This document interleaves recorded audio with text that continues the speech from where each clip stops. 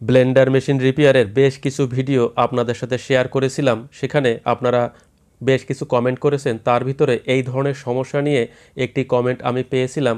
তো আজ আমি দেখেন নিজেই বিপদে পড়ে আছি।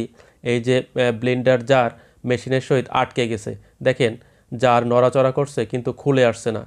এবং আমি ব্লেন্ডার জার এবং মেশিনের সহিত যে গ্রুপ থাকে, গ্রুপের ভিতরে আটকানো থাকে, সেই গ্রুপ আমি খুলে দেখাচ্ছি। এই যে দেখেন কোনোভাবেই জার খুলে আসছে না, আটকে গেছে। তো ব্লেন্ডার জারের যে বেজ বা সকেট রয়েছে সেই সকেট খুলে যায়নি। সকেটের স্ক্রু খুলে যদি আটকে যায় তাহলে সকেট ধরে ঘুরালেই খুলে আসবে। কিন্তু দেখেন সকেট ঠিক আছে এবং গ্রুপের সাথে যে গ্রুপ আটকানো আছে তাও দেখেন গ্রুপ খুলে আছে। আমি ঘুরাচ্ছি, ঘুরছে বাটি বা জার ঘুরছে, কিন্তু মেশিন থেকে এই যে গ্রুপের সাথে গ্রুপ খুলে আসছে। কোনোভাবেই গ্রুপ আটকানো নেই। বাটি বা জার খুলে আসার কথা, কিন্তু জার কোনোভাবেই খুলে আসছে না। তো কী কারণে এ ধরনের সমস্যা হলো, অর্থাৎ কাপলার টু কাপলার কোনোভাবে আটকে গেছে, যদিও আটকে যাওয়ার কথা নয়। দেখেন যে সকেট বা যে বেজ রয়েছে জারের, সেই বেজ দেখা যাচ্ছে বেজ আটকানো রয়েছে। অনেক সময় হয় কি বেজ খুলে যায়, জারের সাথে যে স্ক্রু দিয়ে বেজ আটকানো থাকে ওই স্ক্রু খুলে গেলে বেজ নিজে থেকেই খুলে যায় এবং জারের যে স্টিলের অংশ বা এসএসের যে অংশ সেই অংশ ঘোরে, কিন্তু বেজ ঘোরে না। সেক্ষেত্রে বেজ ধরে ঘুরালেই মূলত খুলে যাওয়ার কথা। তো এখানে অন্য সমস্যা হয়েছে, কাপলার টু কাপলার কোনোভাবে আটকে গেছে। তো আমরা কি করব, যেহেতু মশলা রয়েছে, মশলা অবস্থায় এইভাবে আটকে গেছে, মশলা তৈরি করা অবস্থায় আমরা একটি সকেট ড্রাইভার ব্যবহার করে নাট খুলব। ব্লেডের উপরে যে নাট থাকে সেই নাট খুলব।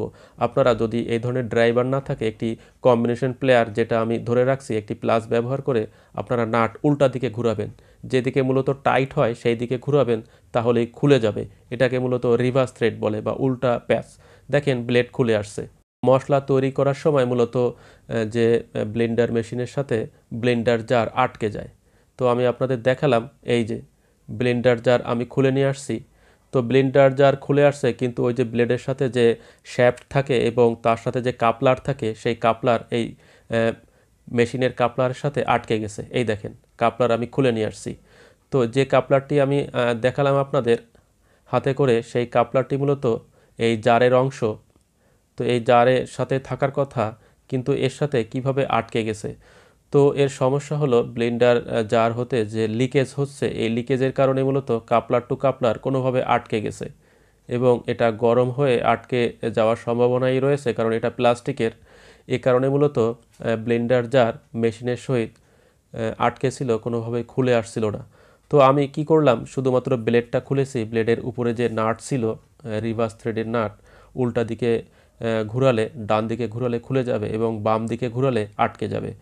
তো কাপলারের সাথে যে ওয়াশার রয়েছে তা দিয়ে আমি আবার ব্লেড আটকিয়ে দেব। ব্লেডের উপরে দুটি ওয়াশার ছিল, তাও দিয়ে নিয়েছি আমি, এবং ব্লেড পুনরায় আমি ফিটিং করে দেব।